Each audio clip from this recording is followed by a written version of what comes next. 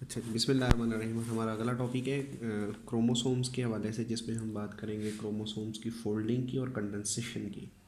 ठीक है। Chromosome folding and condensation.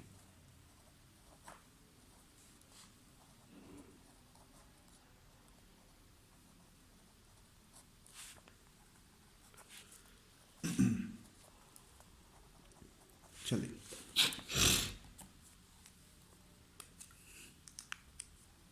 थोड़ी सी अगर हम इसकी हिस्ट्री की बात करें क्रोमोसोम की। क्रोमोसोम ग्रीक ज़ुबान की दो टर्म्स हैं, एक क्रोमा और सेकेंड सोमा। क्रोमा का मानी कलर, सोमा का मानी बॉडी। यानी कि ये ऐसी बॉडीज होंगी जिन्हें आप खुद कलर करोगे, आप इन्हें क्या करोगे, स्टेन करोगे। स्टेन बॉडी होंगी, बगैर रंगे हुए ये आपको दिखाई नहीं देंगी। वॉन विड्स नामी एक पर्सन था। वॉन विड्स, इस पर्सन ने 1879 में सबसे पहले वर्ड चूज किया था क्रोमाटिन के लिए। ठीक है। लेकिन जो सही मानों में क्रोमोसोम है, इसे फाइंड आउट किया एक स्विट्जरलैंड, उसका एक बॉटनिस्ट था और उसका नाम था कार्ल विल्हेल्म वोन निगोलाई। स्विश एक बॉटनिस्ट था।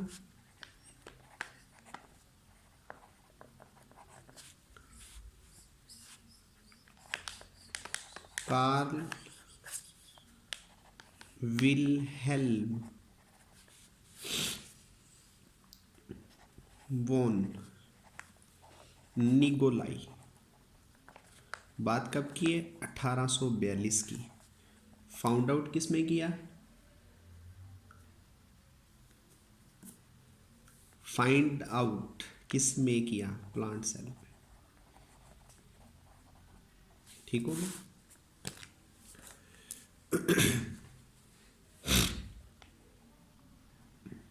देखिए, सेल्स की दो तरह की किस्में होती हैं, टू काइंड्स।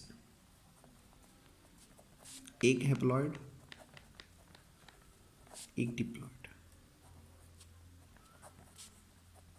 ठीक है। बात हम करेंगे हैप्लॉइड की। अब जो हैप्लॉइड है, इसके अंदर बेसिकली क्या होता है, जेनेटिक इसका मटेरियल होता है। अगर आप इस हैप्लॉइड सेल्स की इनके बात कर लें जेनेटिक मटेरियल की, तो इनके जेनेटिक मटेरियल में एक यानी कि एक जो आपके पास सेल होता है हैप्लॉइड, हम उसकी बात कर रहे हैं, उसमें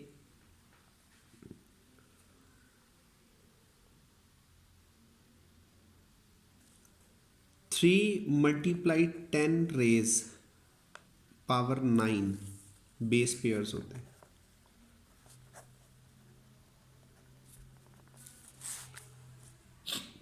एक जेनेटिक जो आपके पास मटेरियल है हैप्लॉइड सेल्स में, आप उसकी बात कर लें तो उसमें कितने बेस पेयर्स मौजूद होते हैं। देखिए, बात हम कर रहे हैं कि इनकी जीन्स की। ठीक है, जीन्स को आप एक बेस पेयर कह रहे हो, तो उसके अंदर पूरे का पूरा जो जेनेटिक मटेरियल होता है वो 3 × 10⁹ बेस पेयर्स मौजूद होती हैं।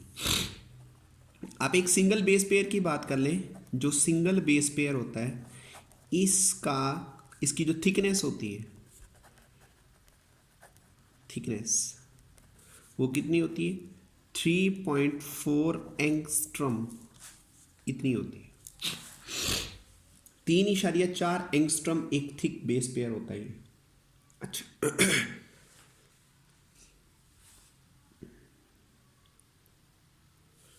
वुडकॉक नामी एक पर्सन है। वुडकॉक 1973 के अंदर इस बंदे ने कहा कि असल में हमारे पास जो ये जेनेटिक मटेरियल है ना, जिस जेनेटिक मटेरियल को आप क्रोमाटिन कहते हो, ये जो क्रोमाटिन है ये कंसिस्टेड होता है किस पे? बीड्स पे। इसने एक मॉडल दिया, बीड्स ऑन स्ट्रिंग्स।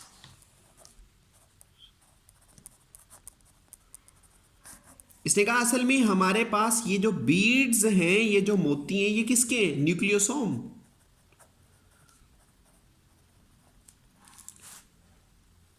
क्रोमोसोम आपको मेटाफेज का जो एक मेटाफेज एक कंडीशन होती है, एक मरहला है, मेटाफेज से पहले आपको क्रोमोसोम दिखता ही नहीं है। अभी आपका जो क्रोमोसोम है वो मेटाफेज पे है।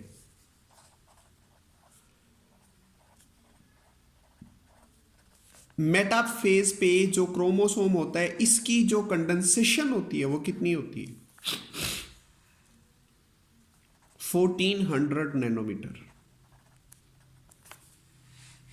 ये मेटाफेज से अब क्या हो जाता है, आप इसको मेटाफेज से उठाएं और मेटाफेज से उठाने के बाद आप इसकी कंडेंसेशन को मतलब कि उसको रिकंडेंस करना शुरू कर दें, आप उसकी कंडेंसेशन खत्म करना शुरू कर दें, आप उसके बल खोलने शुरू कर दें।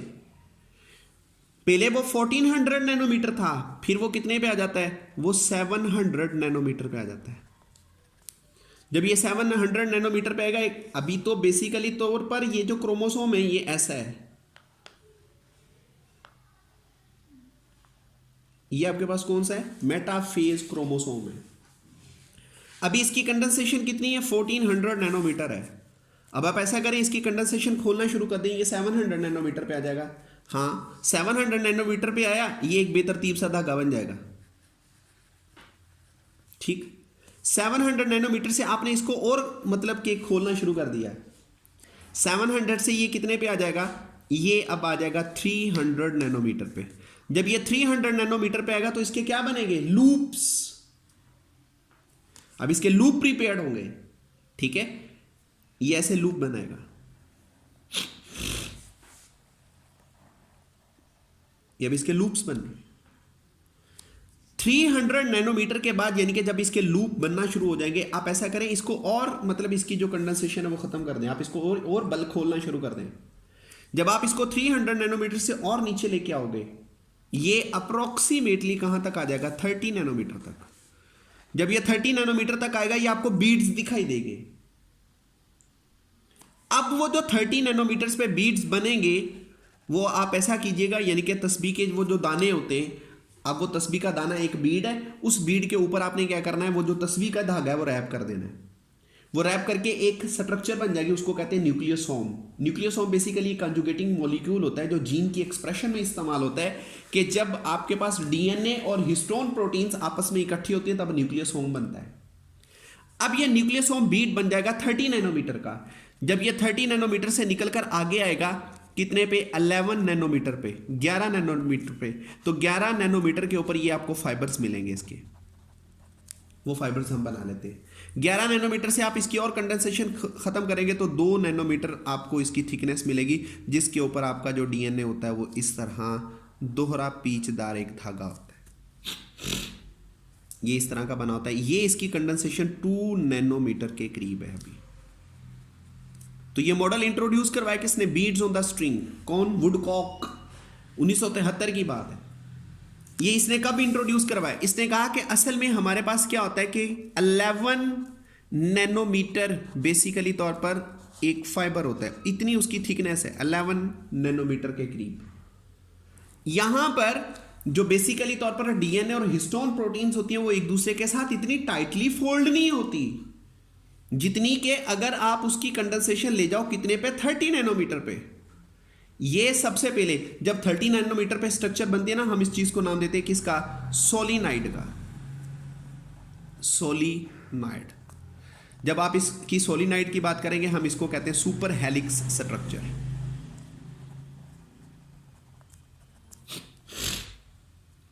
ये इसकी सुपर हेलिक्स स्ट्रक्चर होती है, सोलिनाइड, 30 नैनोमीटर्स। यहां पर इसकी थिकनेस और इंक्रीज हो जाती है। इसको फाइंड किया 1974 के अंदर, किसने? थॉमस हंट मॉर्गन ने। ठीक है, आगे आगे।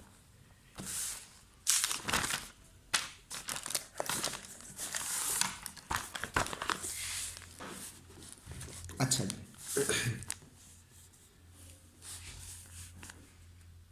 देखिए ये जो क्रोमोसोम है, अभी आपने क्रोमोसोम कहा किसका? हैप्लॉइड सेल का। हैप्लॉइड सेल का जो एक क्रोमोसोम होता है उसकी जो लेंथ होती है वो अप्रोक्सीमेटली कितनी होती है? 1 मीटर। अगर हैप्लॉइड की 1 मीटर है तो डिप्लॉइड की कितनी होगी? इसका डबल, 2 मीटर। ये भी मैं आपको सिर्फ एक सेल के बारे में बता रहा हूं। अब आप ऐसा तयन करें कि अभी जो आपके पास सेल है, जो सेल आपको आम आंख से दिखाई नहीं देता, उसका खुद का डायमीटर 10 to 50 माइक्रोमीटर होता है। तो ये जो 2 मीटर का धागा होता है, इतनी थोड़ी स्पेस के अंदर कैसे इकट्ठा हो जाता है? मेरवल अकल मानती नहीं है इस चीज को।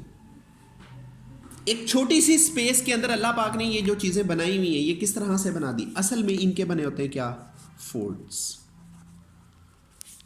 जिस चीज का जितने ज्यादा आप उसके फोल्ड्स बनाना शुरू कर दोगे वो उतना, हाँ जी, एरिया उसका उतना बढ़ता जाएगा, यानी कि वो कम जगह घेरेगी, उसका और एरिया इंक्रीज हो जाएगा। सपोज हमारा पेट है,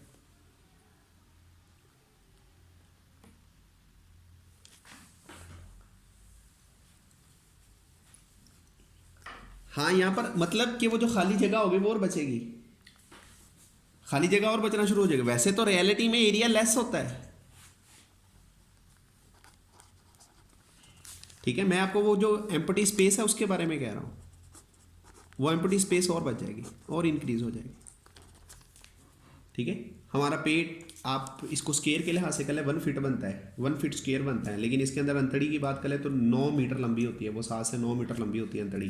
वो किस तरह समाती है? वो अल्लाह पाक ने फोल्ड बनाए हुए हैं। यानी कि अगर आपके पास ये सेल है, इस सेल के दरमियान न्यूक्लियस, अगर आप इस न्यूक्लियस के अंदर धागे की बात कर लेंगे तो वो इस तरह फोल्ड बने होते हैं।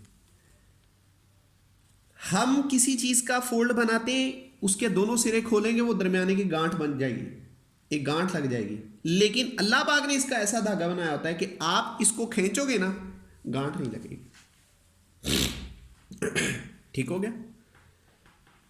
अब साइंस ये कहती है कि अगर हम जो बॉडी है,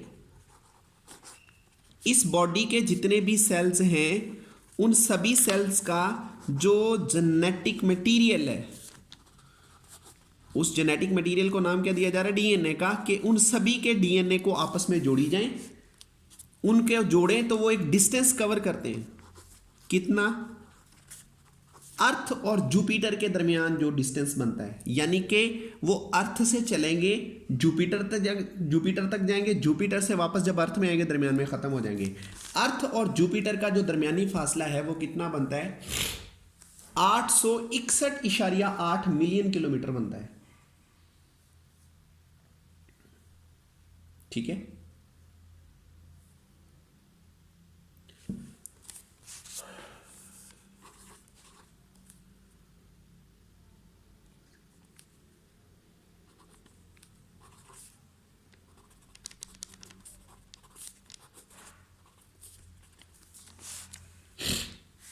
इतना ये डिस्टेंस कवर कर सकते हैं हमारा। यानी कि इसका मतलब है एक सेल के अंदर जो डीएनए होता है उसकी लंबाई है 1.8 मीटर, यानी कि 5.5 फीट बनते हैं। अच्छा जी, अगली बात, ये जो क्रोमोसोम है ये कंसिस्टेड होते हैं किस पे? हिस्टोन प्रोटीन पे।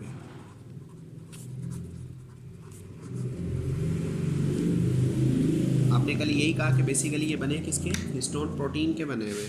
अब इसके अंदर हिस्टोन प्रोटीन मैंने आपको बताया कि उसकी 5 डिफरेंट काइंड्स होती हैं।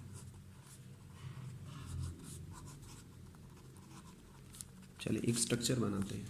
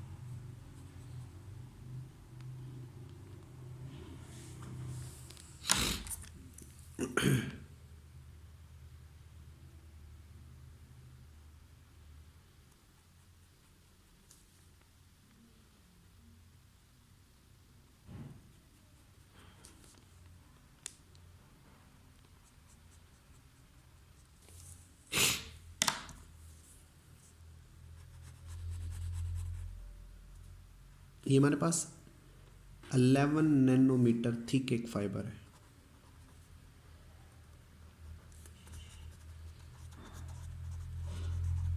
ठीक है, सोलिनाइड नहीं है, 11 नैनोमीटर, यानी कि इसको कंडेंस करेंगे 2 नैनोमीटर आ जाएगा। ये इसके साथ एक स्ट्रक्चर बनी हुई है, ये क्या है, न्यूक्लियोसोम। ठीक है, ये पूरा क्या है, न्यूक्लियोसोम।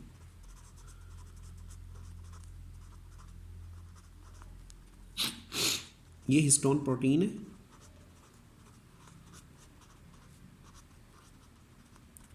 ये इसके दरमियान क्या है, लिंकर प्रोटीन होती है, H1 और H5 लिंकर प्रोटीन होती है।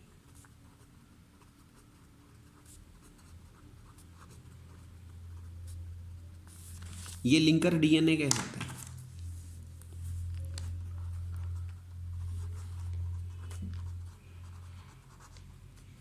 इसमें 60 बेस पेयर्स होते हैं,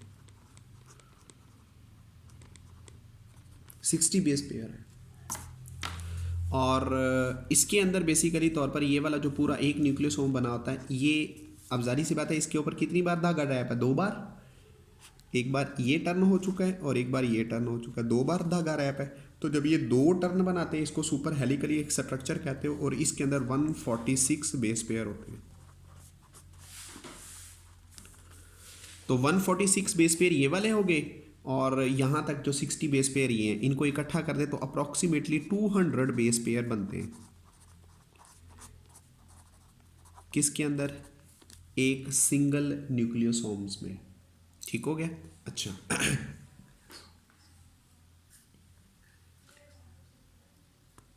न्यूक्लियोसोम, ठीक है। अच्छा, अब आप ऐसा करें, एक सिंगल न्यूक्लियोसोम बना लें।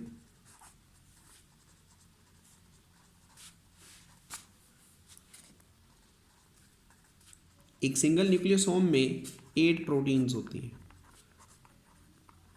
जिसे हम ऑक्टामर कहते हैं। असल में 8 होती नहीं है, होती 4 ही हैं, 4 होती हैं, 4 प्रोटीन्स हैं, लेकिन ये 4 प्रोटीन्स जो से होती है ना, ये पेयर की फॉर्म में आती हैं, जिसकी वजह से वो टोटल कितनी बन जाती हैं, 8 बन जाती हैं, 4 ही हैं। सपोज दैट आपके पास एक सिंगल न्यूक्लियोसोम की आ गया। अब इसके अंदर ये हिस्टोन प्रोटीन जो होती है ना, ये रैप कैसे हुई होती है।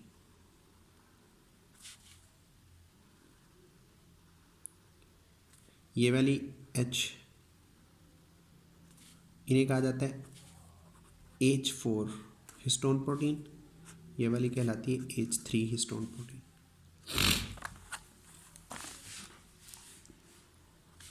ये वाली कहलाती है H2A हिस्टोन प्रोटीन, और ये कहलाती है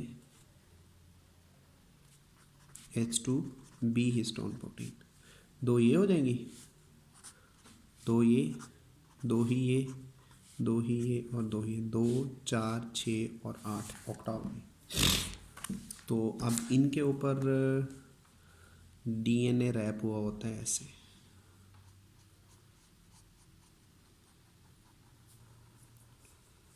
ठीक है जी, ये डीएनए रैप हुआ है, तो ये 2 बार रैप होता है इस पर। तो जब ये 2 बार रैप हुआ होता है, तो हम इस चीज़ को नाम देते हैं किसका, न्यूक्लियोसोम का। और ये सुपर हेलिक्स स्ट्रक्चर होती है, और ये पूरा एक न्यूक्लियोसोम बना हुआ है।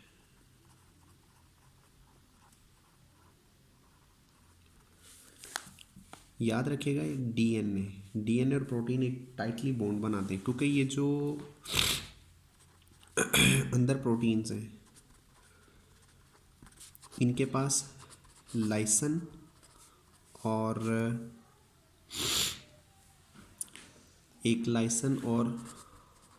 आर्जिनिन, ये 2 अमीनो एसिड्स होते हैं, और इन पे पॉजिटिव चार्ज होता है, ये सबसे ज़्यादा होता है। ठीक है, और जो डीएनए होता है इसके पास फॉस्फेट ग्रुप होते हैं। ये जो फॉस्फेट ग्रुप होते हैं इन पे हमेशा नेगेटिव चार्ज होता है। तो पॉजिटिव और नेगेटिव दोनों एक दूसरे के साथ टाइटली बॉन्ड हो जाते हैं, जिसकी वजह से ये एक कम्प्लेक्स स्ट्रक्चर प्रिपेयर हो जाता है। ठीक है, और यही जो कम्प्लेक्स स्ट्रक्चर था 1974 के अंदर थॉमस ने इसको फाइंड आउट किया था, और इसने कहा था ये आम डीएनए की निस्बत 5 से 7 गुना बहुत ज़्यादा कम्प्लेक्स हो जाता है, जिसे सोलिनाइड कहते हैं। और इस सोलिनाइड में हर टर्न पे जो एक टर्न होता है उस टर्न पे ये 6 to 7 न्यूक्लियोसोम होते हैं। यानी कि ये बीड्स कितने होंगे एक टर्न पे बीड्स कितने होते हैं, 6 से 7 बीड होते हैं। तो इसको सोलिनाइड कहते हैं, जो कि 1974 के अंदर फाइंड आउट किया किसने, थॉमस एंड मॉर्गन ने। ठीक हो गया जी, ले जी।